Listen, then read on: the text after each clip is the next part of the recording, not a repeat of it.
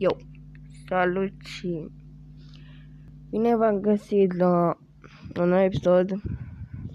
Zici că sunt LOL, pentru că am primit un avertisment pe canalul meu să aveți pe Gmail mesajul.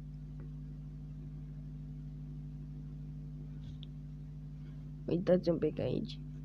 Eu nu mai pot posta timp de o săptămână, așa că vreau să le spuneți cei care se cunosc cu abonații mei. Spune că nu mai am voie să postez nimic timp de o săptămână pentru că mi-a dat un avertisment.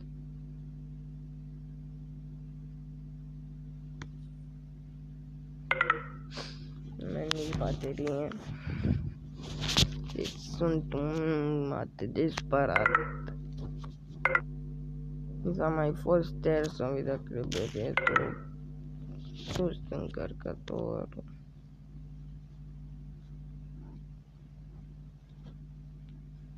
Da, e jos de tot. Și nu mai am voie să postez nimic timp de o săptămână pe canalul LOL H28.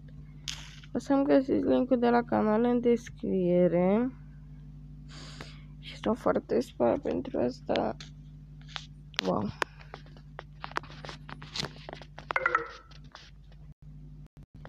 Am să încerc să văd să fac un live sau ce să se întâmple.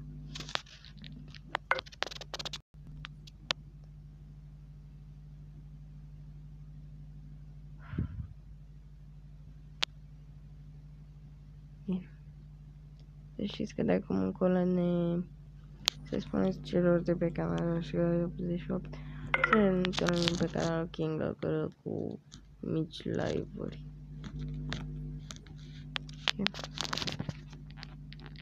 De revedere, n-am chef să țin episodul ăsta deloc. Pot să vă la revedere, oameni buni. Nu vreau like și subscribe.